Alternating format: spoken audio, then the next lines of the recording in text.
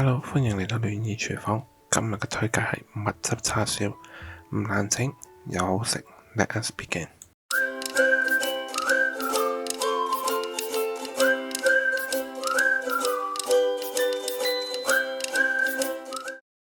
Hello，我係暖意廚房大叔。今日呢，我個推介呢就係蜜汁叉燒。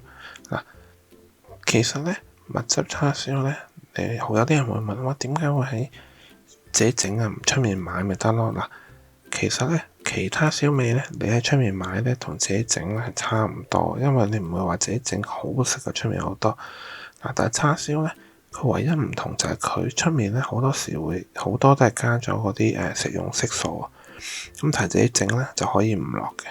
咁如果你話自己整同埋你知道嗰啲甜啊鹹啊分量呢，咁如果你又唔想咁麻煩呢，你可以用罐頭現成嘅叉燒醬。咁但係如果你用嗰個咧，通常啲叉燒醬啲味咧就差啲嘅。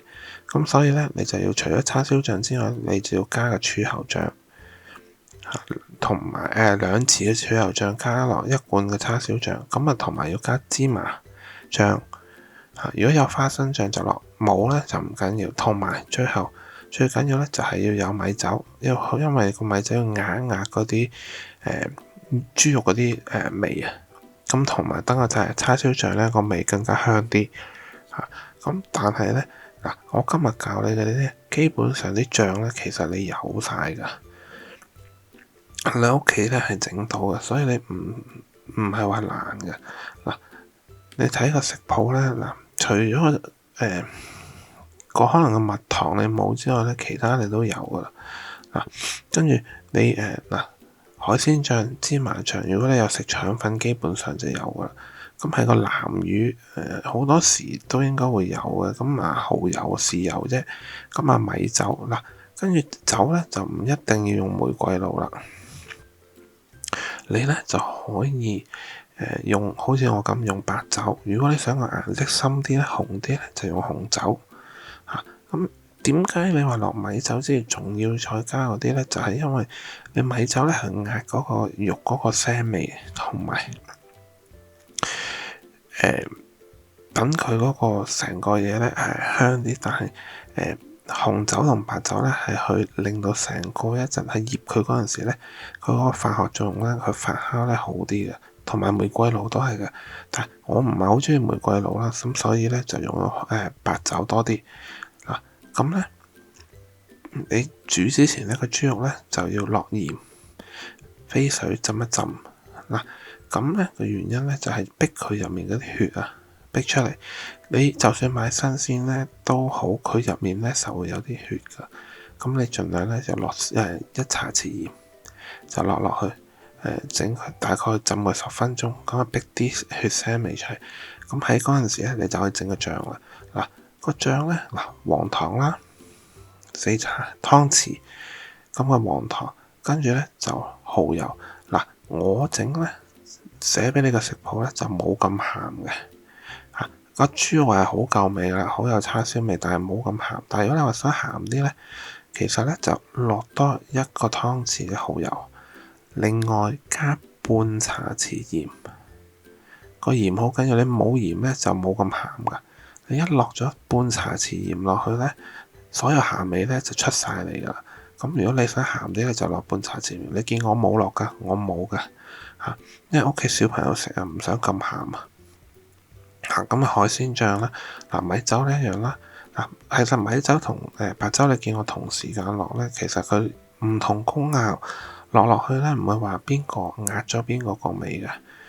因為你個白酒你唔係要個叉燒有白酒或者紅酒或者玫瑰露，你玫瑰露咧係要個香氣，但係其實佢最主要唔係嗰個玫瑰露個香氣，佢最主要係個玫瑰露入面嗰個酒嘅成分，去令到個成個嘢發酵。你跟住醃嗰陣時更加好。我成個叉燒唯一咧攞佢紅色就係南乳，我落1磚南乳就係整佢紅啲。我都話啦，如果你想再紅啲咧，就落紅酒。或者落多半磚南乳好啦因為如果你好紅嘅，不如用叉燒醬啦，其實都唔使自己整啦。跟住芝麻醬咧，1個湯匙，花生醬咧可有可無，就半個湯匙啦。點解要花生醬咧？因為咧你落咗花生醬之後咧，你去焗完之後，成個叉燒出嚟咧係滑好多，好食好多嘅。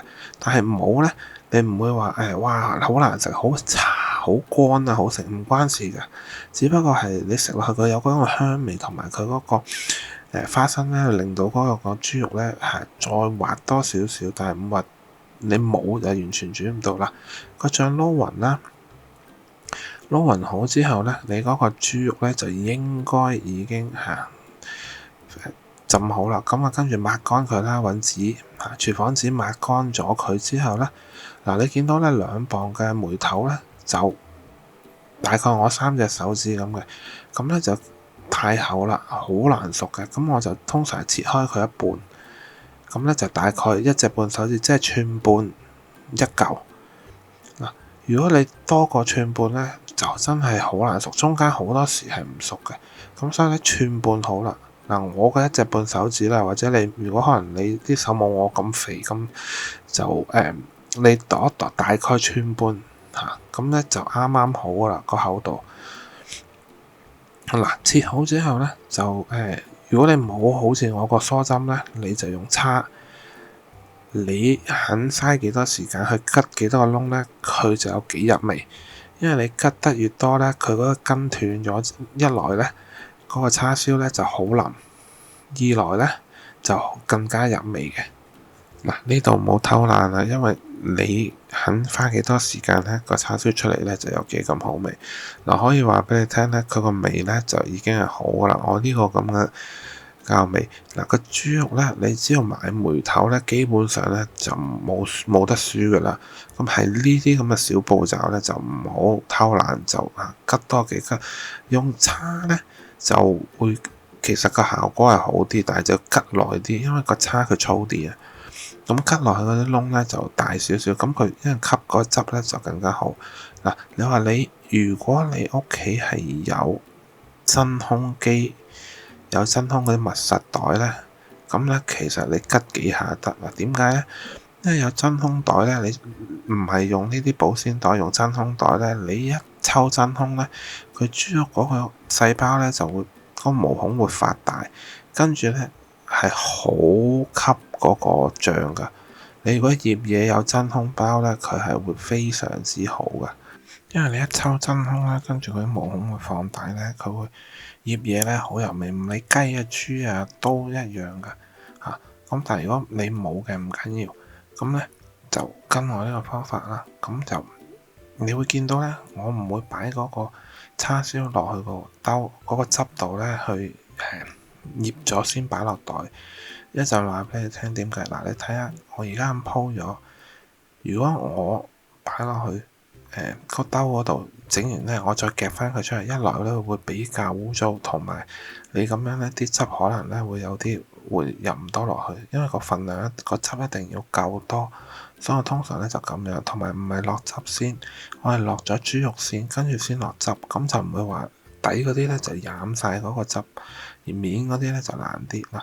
咁樣落，跟住你一陣搓一搓佢，等成2嚿梅頭咧都染晒啲汁啦，好似你 massage 咁 massage 佢哋一陣，跟住就擺落雪櫃醃6到8個鐘，最好就唔好超過12個鐘嗱，因為我試過12個鐘之後咧，啲豬肉因為醃咗咧，醃得耐啊，會變咗比較鞋啊，會比較實啊，唔係鞋啊。咁咧咬落去咧就冇咁腍，咁好似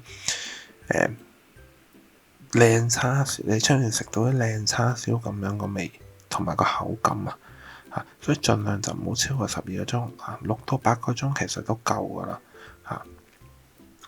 咁你跟住咧，你就要臨臨焗之前咧，你要攞出嚟等佢擺室溫1個鐘頭嗱。原因就係因為你喺個冰，即係喺個雪櫃啦，唔係冰格喺雪櫃嗰度攞出嚟咧，佢本身係凍噶。咁你再擺落去個焗爐度焗咧，開頭嗰陣時佢要等佢變翻做室溫咧，佢嗰個時間咧就會比較耐咗啊。咁你出嚟咧就未必會咁好效果。咁咁我咧就通常咧就會建議就攞出嚟擺室溫。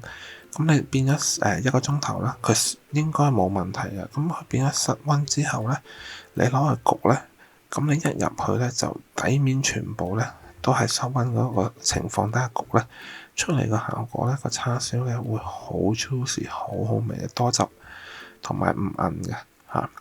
嗱，最好咧就有個架。